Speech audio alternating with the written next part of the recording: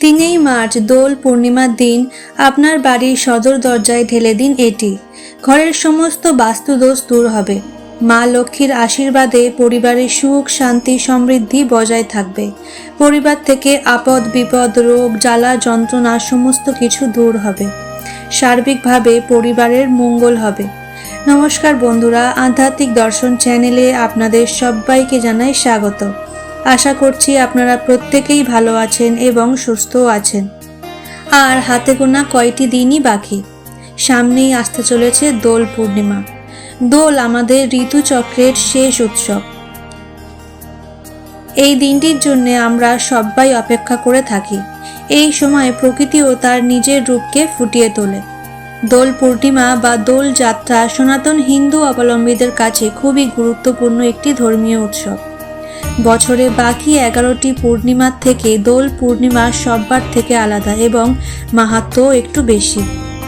ফাল্গুন মাসের পূর্ণিমা তিথিতে প্রতি বছর দোল যাত্রা অনুষ্ঠিত হয়। ছোট থেকে শুরু করে বড় সবাই এর রং উৎসবে মেতে ওঠে।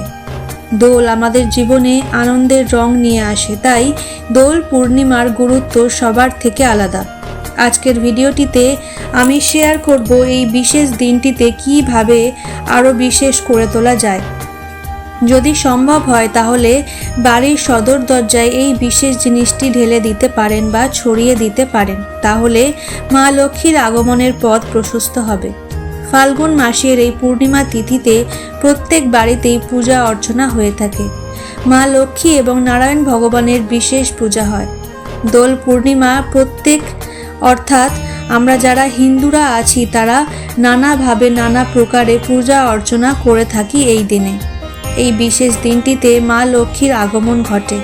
তাই যদি আপনারা বাড়ির সদর দরজায় এই বিশেষ জিনিসটি ঢেলে দিতে পারেন তাহলে কিন্তু মা লক্ষ্মীর আগমনের পথ আরও প্রশস্ত হবে।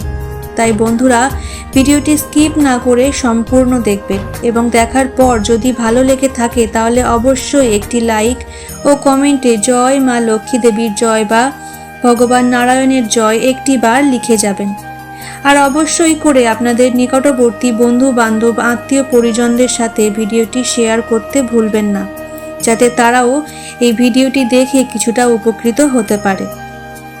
তাহলে চলুন বন্ধুরা, আসা যাক মূল পর্বে। তবে সবার প্রথমে জেনে নেব 2026 সালে দোল পূর্ণিমা কবে। 3 মার্চ 2026 মঙ্গলবার পড়েছে দোল পূর্ণিমা। এবার বলে দেব পঞ্জিকা অনুসারে দোল পূর্ণিমা তিথি কখন শুরু হচ্ছে এবং কখন শেষ হচ্ছে। পূর্ণিমা তিথি শুরু হচ্ছে 2 মার্চ 2026 সোমবার সন্ধ্যে 5:40 থেকে পূর্ণিমা তিথি শুরু হচ্ছে এবং এই পূর্ণিমা তিথি শেষ হবে 3 মার্চ 2026 মঙ্গলবার বিকেল 4:58 পর্যন্ত এই তিথি থাকবে। বন্ধুরা, এই দিনে যে সত্যনারায়ণের পূজা করা হয় তা পালিত হবে পূর্ণিমা ব্রত পালনের দিনে, অর্থাৎ 2 মার্চ সন্ধে 5:42 থেকে সন্ধে 7:11 মধ্যে। বন্ধুরা, এবারে আপনাদেরকে জানিয়ে দিই বছরের প্রথম চন্দ্রগ্রহণ কবে হবে।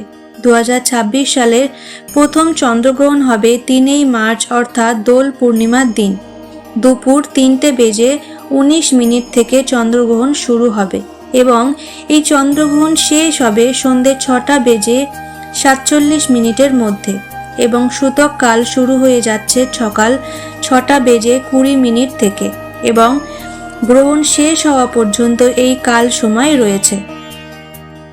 বন্ধুরা, দোলের আগের দিন সন্ধেবেলায় যখন আপনারা সন্ধে দেবেন, নিত্য সন্ধে দিয়ে যখন আপনারা ঠাকুর ঘরে ঢুকবেন, সেই সময় আপনার জীবনে যে ইষ্ট দেবতা আছে বা যে দেবতা আপনি মানেন সেই দেবতার চরণ থেকে একটু ফুল আপনারা নিয়ে নেবেন এবং নিয়ে নেবেন একটি তামার ঘটি।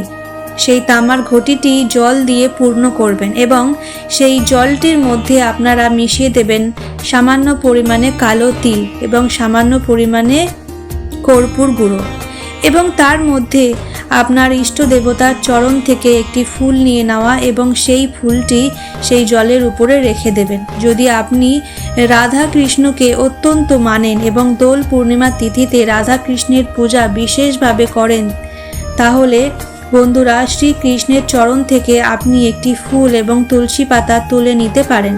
যদি আপনি মা লক্ষ্মীকে অত্যন্ত মানেন এবং মা লক্ষ্মী এবং নারায়ণ ভগবানের পূজা করতে চান, তাহলে মা লক্ষ্মীর চরণ থেকে আপনি একটি ফুল বা তুলসী পাতা তুলে নিতে পারেন।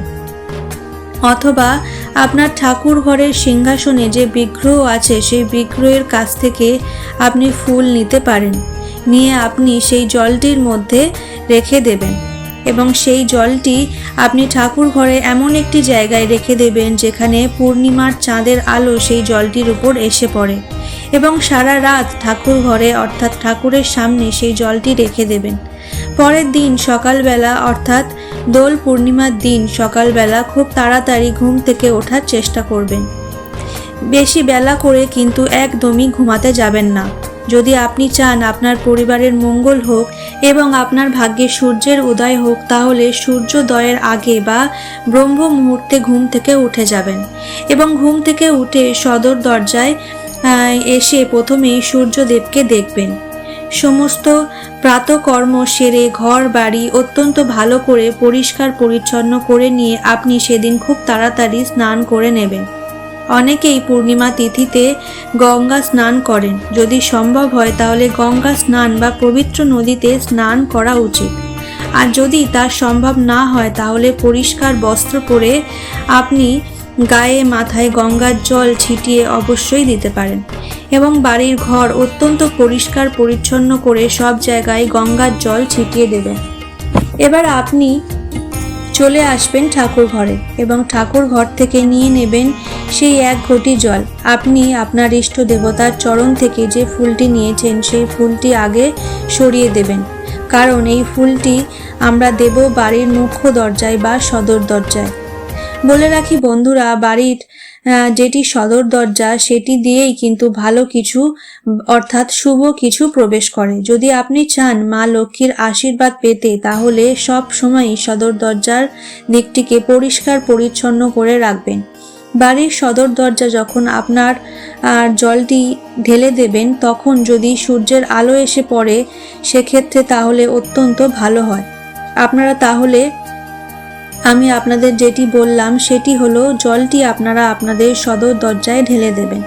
এতে সমস্ত রকমের পজিটিভ এনার্জি আপনার গৃহে প্রবেশ করবে এবং নেগেটিভ এনার্জি দূরে থাকবে। আপনার জীবনে মা লক্ষ্মীর কৃপা, অর্থ, সম্পদ, সুখ, শান্তি ভরে উঠবে।